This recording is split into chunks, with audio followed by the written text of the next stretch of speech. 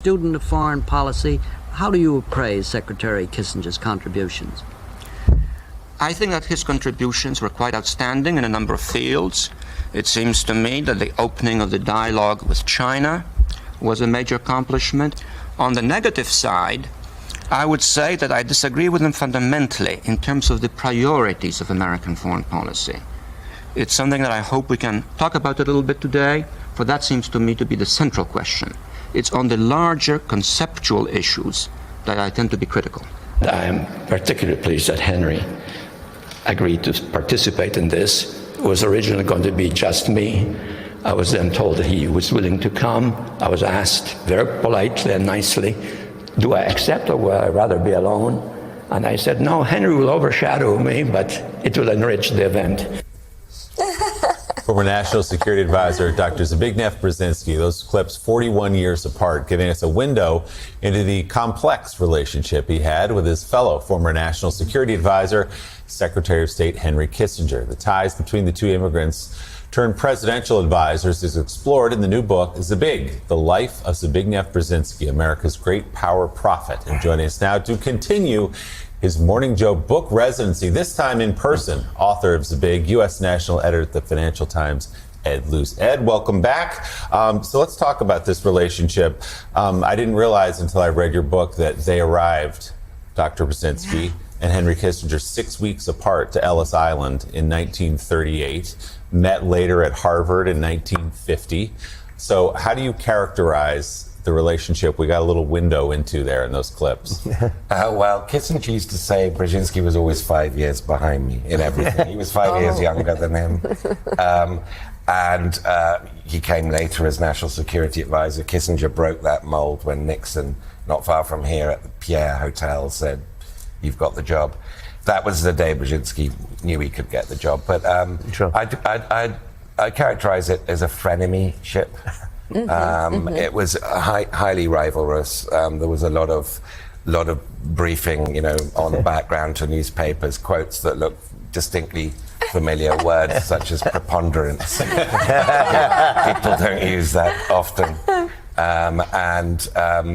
Yet they would meet for dinner the whole time. I mean, and they would exchange this very sort of teasing, sort of jocular letters and correspondence. But you also said, though, Kissinger would go into the Carter White House and try to undermine Dr. Brzezinski to Jimmy Carter. He did. He went in and saw Jimmy Carter, many times, and offered to be an all-purpose envoy. I guess a Steve Witkoff kind of thing, ahead of his time. Yeah. And Carter would be very amused by all of this, and then he would tell your dad your dad. And this was one issue on which Brzezinski and Cy Vance, who are riven by dispute, they both agreed on Kissinger. No, we don't want him as an envoy. Great guy, take some outside advice from him, but don't have him taking credit for things that go right and disowning things that go wrong. In your book, you have them almost as a twin star system. They orbit in each other's gravitational field. And what struck me was the humor, because you always knew that Kissinger had this pointed humor, but he brought out some humor in Brzezinski in those wonderful letters that you find back and forth. And it really begins in Harvard when Brzezinski decides not to become a professor at Harvard, having studied there, but to go to Columbia. Yeah, he didn't get tenure. The book he didn't. Actually, so in Washington Legend, you never let facts get in the way of a good story. It's actually not true that they were both competing for the same Harvard tenureship, and that Kissinger won, and therefore Brzezinski went off in a huff. It was a different tenureship, and when Brzezinski... It was Mac Bundy trying to manipulate all this. Absolutely correct. Absolutely, exactly right. And Walter, You're the expert on Kissinger, so it's a delight to be testing against you. But he was vetoed. He required Brzezinski for his chair unanimity from the Harvard government department, and one person voted against him, and that person was not Kissinger. It was Adam Ulam, a fellow Polish emigre and Russia scholar. And Russia scholar. Wow. Ed, one of the things that I found most moving in the book is this incredible rivalrous relationship between these two brilliant emigre intellectuals battling each way up the ladder. But at the very end, when Zbig died, Kissinger had this sense of remorse, of things left unsaid. And just describe that straight. Kissinger was not a man to apologize, but he seemed to in this case. It's an extraordinary letter. It's a very moving letter. This is obviously May 2017, a couple of days after Dr. Brzezinski died, and it was sent to Muska, Mika's mother, Emily Benes Brzezinski, and to Mika, just the two women in the family. And he said he broke down and he cried and he didn't react like this to anybody else's death, and he was surprised by how emotional his reaction was. And I think you could probably interpret a little bit of remorse in that, because in their fights, and they were legendary, and this was generational battles they would have, Brzezinski would go straight, as he did on that TV clip, he would go straight for the jugular. You knew he was coming at you. Kissinger was a little bit more wily and on occasions devious about how he came back at Brzezinski. And I think there was a little bit of remorse. I think you're correct. It's a very moving letter, and I think there's a little bit of remorse in that. Mika, what did you think when you saw that letter? Well, I actually have part of it here. I think I'll read from it. It's the letter that Kissinger wrote to my mom and me after my dad passed in 2017. And he wrote, "I learned of Zbig's passing while leafing through some books in my library late at night. I was stunned. How central Zbig's presence had been to my image of a world worth living in and defending hit home with unexpected force. So my first reaction was a good cry. I remember this because my reaction was a surprise in the face of a relationship which, despite great mutual respect, was also shadowed by a certain competitiveness. But that night, I felt as if a sustaining pillar of the structure of the world I cared about had disappeared. For my entire intellectual life, Zbig had been one of the few who called us tirelessly to our duties far beyond the exigencies of the moment. The world is an emptier place without Zbig pushing the limits of his insights. We shared, I like to think, our cause, if not always our ambitions. It is important to me that you understand how much I shall miss Zbig." Wow. Yeah, it's a beautiful, beautiful letter. And we've been talking about personalities here and an academic rivalry, political rivalry. But one of the great themes of your book is the fact not to be Zbig-like and go right in and poke, was that on the biggest issue of their life, Kissinger got it wrong and Zbig got it right. Kissinger thought the Soviet Union was here to stay and we had to deal with them. And Dr. Brzezinski said no, they can be taken apart and taken down. Absolutely. And I think history, during their lives, I think Kissinger was way better at dealing with people, particularly people in the media. At bringing them aside, making them feel, important and wanted, and flattering them, sometimes deservedly, probably not always. And your dad was really quite rude quite frequently to people. To the media. Yeah. He was an Olympic sort of champion of verbal decapitation. Yes, it happened often right here on Morning Joe. We had a Pulitzer Prize winner come on, and he was talking about how our example in Iraq was disappointing the Pakistanis, and said, don't we understand? They want to be just like us. And Dr. Brzezinski laughed and said, "You fool. They don't want to be like us. They want to be like Pakistanis."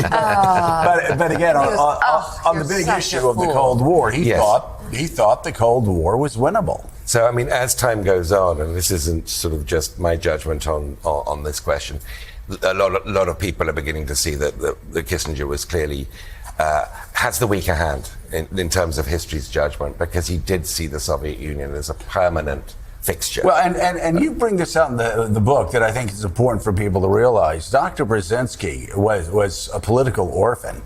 The left loathed him because he was in his own Democratic Party because he was a Cold Warrior. The Kennedy wing of the party could not stand him. Of course, Vance, the Secretary of State, had great problems with him. Strobe Talbot constantly berating him. And there's this sort of, the Washington elites were always sniveling. And then suddenly they wake up in 1989 and Strobe Talbot and others have to go back to him and say what?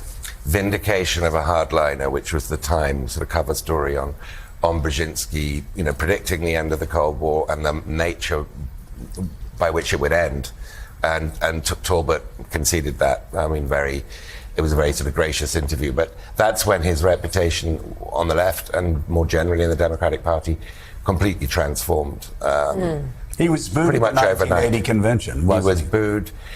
He claimed it was only one delegation, but others had several delegations. He definitely heard that, and it was a very visceral boot. One of the things that I remember vividly as a journalist that you describe wonderfully in the book is in 2003 in the race to invade Iraq, Zbigniew Brzezinski with Brent Scowcroft. Those were the only two prominent national security experts who dared to defy the consensus and say, "Hey, wait a minute, this doesn't make sense." Right, realism. They had a sense of realism. George W. Bush was just hell bent to get to Baghdad, and Zbig said no. Yeah. And he took a lot of grief from the Democratic and Republican establishment. Everybody was supporting Iraq. And it was very typical of him. Your dad had an almost serenity when he was being criticized. Yeah, well, I mean, and he didn't seem to care. my brother was working in, this was a position he took against. Ian was working for Rumsfeld. It made for interesting Okay, Mike family Article has the next dinners. question. Oh, Mike. Just one thing. Yeah. It's kind of something I don't have.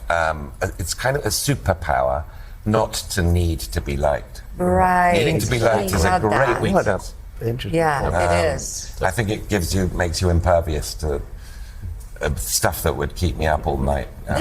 He would just ignore. Yep, Mike. Ed Luce, the discussion that we're having now is really, really interesting about these two giants on the global stage, Kissinger and Dr. Brzezinski. And David Ignatius referenced an element of both when he indicated that Zbigniew Brzezinski was quite wary about the invasion of Iraq. My question to you is, given the fact that both of these men were shaped by World War II, coming to America due to the onset of World War II, shaped by the war for years, for decades actually, and then all of a sudden on September 12th, the morning after September 11th in the United States of America, the global stage changed irrevocably. And now we're dealing with a moment in time when the current president of the United States meets with a former Al-Qaeda leader. And I'm wondering, why do you think that both of these men, Dr. Kissinger and Dr. Brzezinski, were able to maintain their roles as savants of global policy through the 21st century? It's pretty extraordinary. I mean, they maintained these roles in a different way. And as I think Walter's biography of Kissinger comes out 7 or 8 years before 9/11, but already by that point it was clear that Henry Kissinger had a booming sort of global consultancy business that meant he pulled his punches when he was critical and was often aligned with whoever was in power. Brzezinski wasn't like that. But I mean, after 9/11, his relationship with Brent Scowcroft, who was a very, very different kind of, really sort of the model honest broker as national security advisor, the Jack Lemmon and Walter Matthau really of sort of opposition to the Iraq war.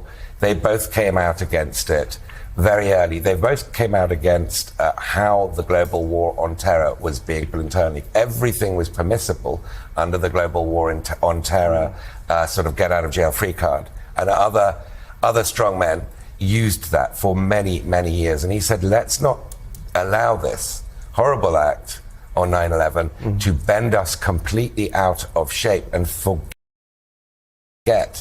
that we have some foreign policy to conduct here. Wow, that's incredible. Well done. Really.